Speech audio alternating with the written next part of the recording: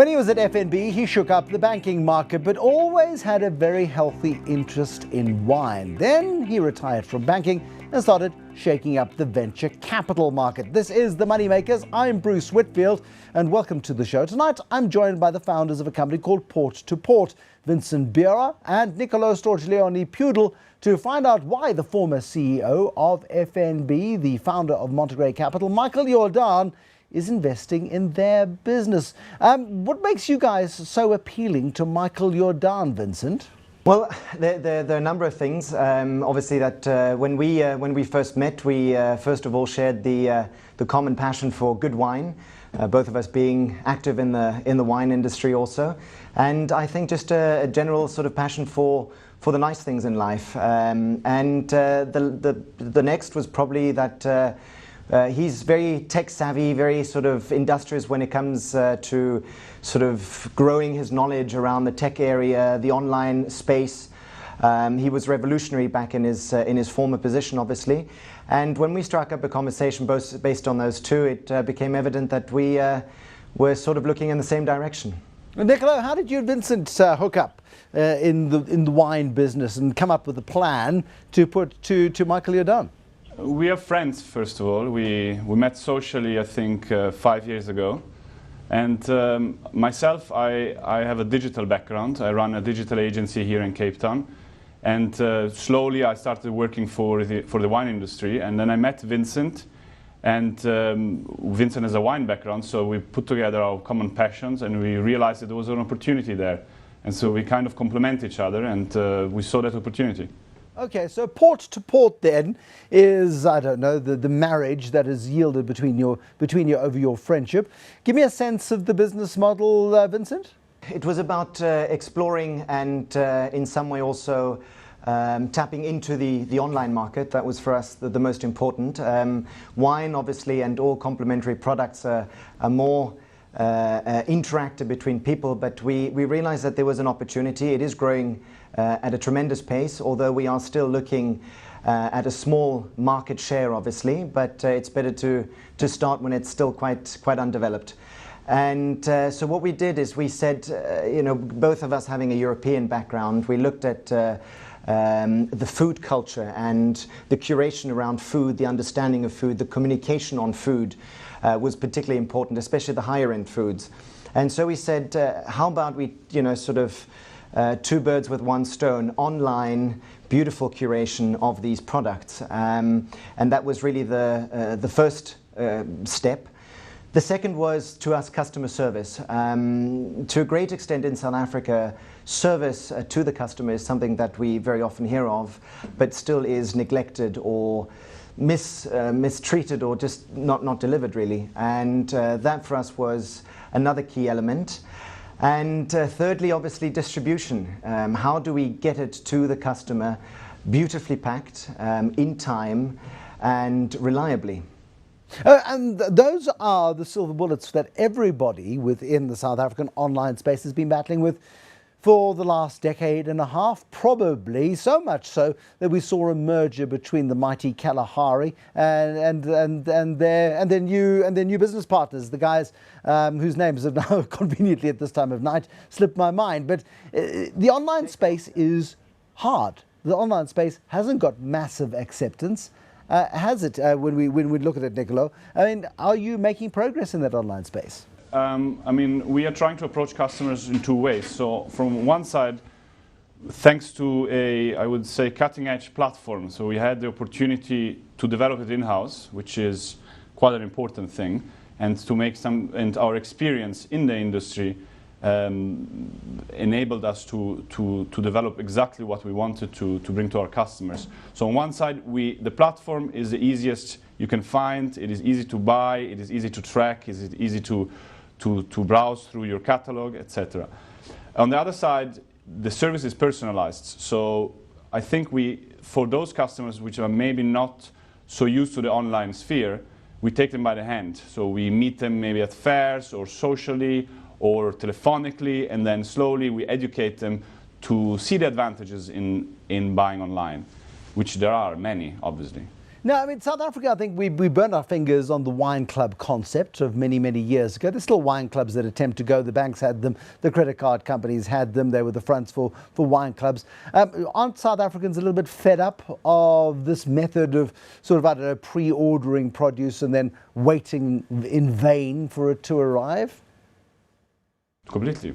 I think the more South Africans are also exposed to international services, where they purchase and have an immediate gratification, I think they really also want that type of service here. So reliability is fundamental, because otherwise you just go into a shop where you see what you buy. But for us, it's paramount that you purchase and receive within the indicated time exactly what you purchased. And with wine, it's very specific, because it's not only different labels, it's also different vintages. So it's quite a lot of precision involved. I mean, the precision is, I mean, you've got to have a huge facility to store, or do you do it, if you're doing it on a bespoke basis, Nicola, then you've got to be doing it, I suppose, in a way that if I want I don't know, a 2000 Bordeaux or a 1965 James Bond type French vintage, that you can procure it and then get it to me within a period of time that is faster, better, more efficient and more pleasurable than me popping over to my local, in Cape Town, Caroline's, or in Joburg, Norman Goodfellows. Yeah, 100%. And technology plays a big role, because today there are available a lot of solutions, and we make them available if they are not available by developing them ourselves, where you need less people and you can have a bigger size business organized in a more streamlined way, by integrating all your systems, so your website, your inventory system, your customer service, and that helps a lot, because that's where the mistakes happen, unfortunately, is where the more there is human intervention, the more there are mistakes. And the time we save, we can put it into customer service, so in that personalized relationship which I was mentioning. Vincent, personal is expensive. How do you compete from a price perspective, or does your market not care about price? I think people or consumers generally, if they know what they're paying for, if there's a certain transparency, they're happy to spend the extra dollar. I think we were very clear in our setup that we were going into fine goods and fine products in general. I think you typically find two types of people there. The ones that obviously are very knowledgeable and that are very selective in what they do. They know the difference between the vintages. They know the tiny little producers. They've make a point of interacting with these producers and understanding the history behind the product. And so obviously they will come and pinpoint exactly what it is they want, and quite happy to find it with us and then spend the appropriate money. And then you obviously have those who might be collectors, who might be aficionados, but less knowledgeable on the product itself. And we engage and communicate with both very happily and quite passionately, in the sense that the point you made before, they're not tired of this. I think if you take the stance that allow us to understand what it is you really, what you're looking for, and how we can, help you learn more about this product, and obviously also just enjoy it, as opposed to, I understand what you want and I'm going to send you a case of it every month. It's a very different approach. And I think if you deliver on good service, if you deliver on a price transparency, and obviously on a nice product selection, there still is a market, albeit small, in South Africa that will certainly engage on that. Half the fun, though, of being in a space where you go and look for a truffle, for example, or you're looking for particular mushrooms, or you're looking for something that is seasonal, whether it be fresh herbs or whether it be a key ingredient for a dish that you're making, is going out and finding it yourself. How do you balance that then between that sort of need, Vincent, when it comes to high-end customers who also have souls, who also like to get a little bit of grit beneath their fingernails? Well, I think one doesn't exclude the other. It's not to say that we're seeing a revolution in both areas. Obviously, the brick and mortar retail is responding in turn, obviously, to what is happening online.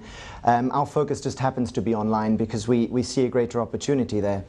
I think, taking your point, one of the important things is if you the extent in which you can curate product online is in many ways often far superior to what you do in the store. Taking wine, for example, unless you go to a very specific and liquor store most times. If you purchase your wine, even your higher end wines in supermarkets or those types of outlets, the information available to you is often very limited. So, you know, you might have heard of the product before, you might be attracted by the label, you clearly have your budget in which you shop. However, if you go online, there's a very different experience, a very different interaction, and it's curated to the point where all the information that you could possibly want is available to you. You can click your way through it, you can browse through it. If you have any other questions, we have a live chat on the site.